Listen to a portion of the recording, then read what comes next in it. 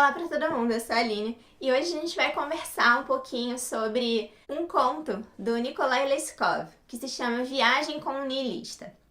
O interessante é que esse conto ele foi escrito em 1882. Ele traz um tema que era bastante comum na Rússia naquela época, que eram os atentados à bomba, esses casos em que grupos nihilistas, anarquistas, esses istas que se designavam então como libertadores do povo, como vingadores do povo, eles cometeram uma série de atentados em várias cidades da Rússia, mas essa aqui foi muito importante. Esse atentado de 1881 tirou a vida do czar, do Alexandre II, e esse tema do niilismo, das bombas, desses ataques, tudo isso tem jogo aqui no conto.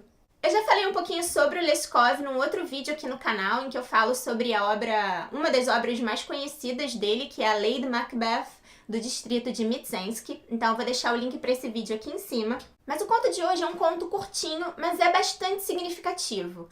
Aparentemente é uma história comum. Existe um narrador que está fazendo uma viagem de trem. Ele viaja com um grupo que, na verdade, não se conhece. As pessoas acabam se encontrando e se irmanando, de certo modo, na medida em que elas compartilham um dia de viagem.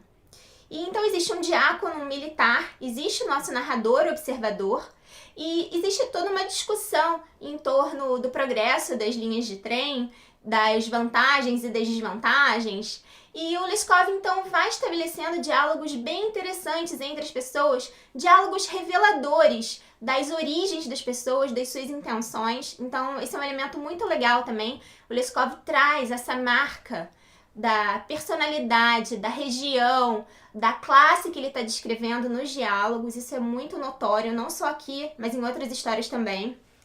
Então, esse continho, ele se desenrola nesse vagão de trem e a história realmente começa a crescer e a ganhar nossa atenção quando entra uma pessoa suspeita, uma espécie de niilista.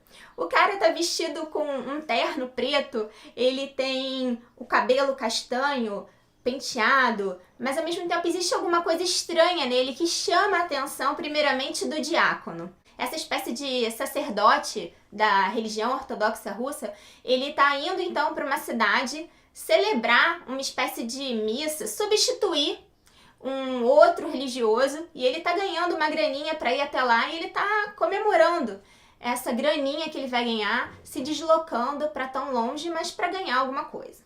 Então, ele vai prestar atenção nesse sujeito que entra, e principalmente porque na frente do sujeito tem um cestinho, uma cesta com umas roupas, alguma coisa esquisita. Então o diácono militar e o grupo começam então a falar sobre o que contém naquela cesta, o que será que esse sujeito carrega. Ele então pede que o militar vá até lá e peça um fósforo emprestado, porque esse niilista, esse sujeito suspeito que tá ali com seu terno, com seus óculos redondos, óculos à la Griff, que eram óculos redondos à moda de anatomistas da época, anatomistas ingleses, então tem também essa referência muito legal aqui no conto do Leskov. Então a questão do sujeito niilista, do sujeito suspeito, de óculos, essa caracterização do revolucionário começa a aparecer ali, e o diácono é o que mais incentiva essa suspeita, e o narrador vai descrevendo as respostas, as perguntas e tudo que as pessoas estão ali tramando para descobrir quem é aquele cara e o que ele quer. Imaginam que ele tenha misturas, líquidos explosivos, químicos, e o cara é extremamente quieto, é extremamente na dele, e não tem nenhum interesse em olhar para as pessoas, em participar ali daquela irmandade temporária que se encontra no vagão de trem. E perguntam a ele sobre aquele cestinho, e ele diz que não deseja mudar o cestinho de lugar. O diácono chama o condutor, chama o chefe daquele vagão para que ele, de certo modo, pressione o sujeito para que ele leve embora aquele cestinho. Imaginem vocês como as pessoas andavam assustadas com cestinhos suspeitos que não estavam sendo transportados no vagão de bagagens, mas sim num vagão de passageiros. Então esse era um elemento dessa paranoia que não era tão paranoia assim, era uma realidade que era muito comum ali na Rússia e que o Leskov está retratando. eles vão chegar a uma outra cidade maior e o niilista, esse suspeito, ele vai ser ali confrontado com o chefe daquela estação, mais o condutor, e quando ele apresentar o documento dele, o bilhete, vão descobrir que ele é um promotor de justiça. Não é nada daquilo que eles estavam imaginando. O niilista na história, o suspeito, é uma outra pessoa.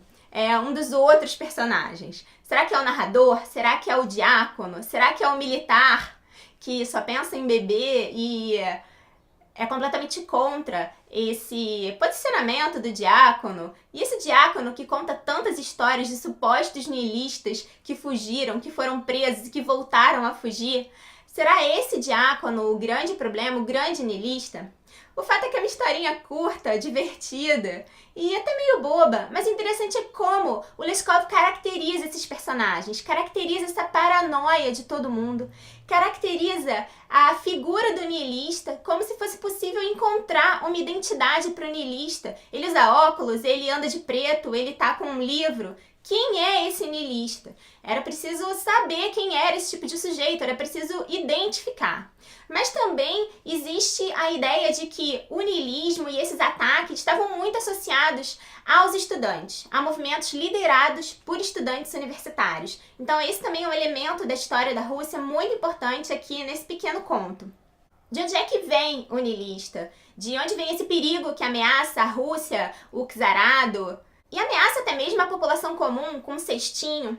Mas existe um outro elemento que o Leskov traz, não acredito que seja o caso deles. É um elemento de antissemitismo.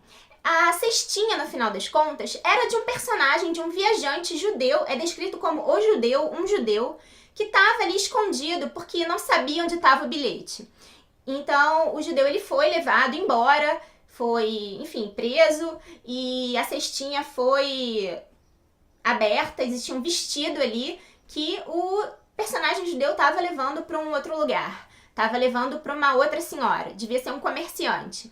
Então, existe esse elemento incômodo na história em que o judeu é um personagem que não tem nome, que tem pouca voz, um personagem que é realmente esmagado, que é deixado de lado, só aparece na história para ilustrar esse aspecto da tentativa de passar a perna no serviço da ferrovia, a tentativa de se locupletar, de tentar não pagar a passagem. Então, esse é um elemento muito esquisito no Leskov.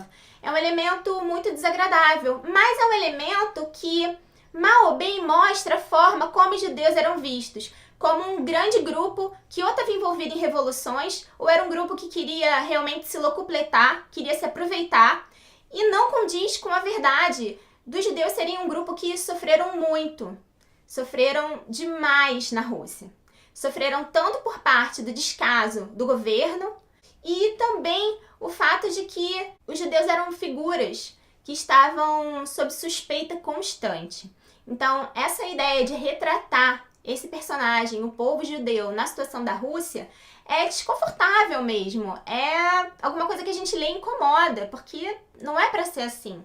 Mas o fato é que o Leskov, ele traz ali uma denúncia de como os judeus eram vistos, de como a igreja era vista, de como os militares eram vistos. Esse narrador parcial, ele tá relatando, tá contando pra gente alguma coisa que ele viveu, uma viagem que ele fez, mas ao mesmo tempo ele tá ali representando a forma como essas figuras dessas classes eram vistas na Rússia naquela época.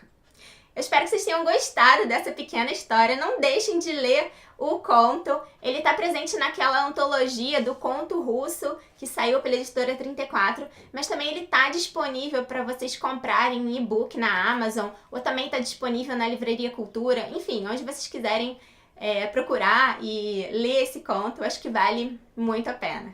Eu vejo vocês então no próximo vídeo, na minha próxima aventura literária ou histórica. Tchau!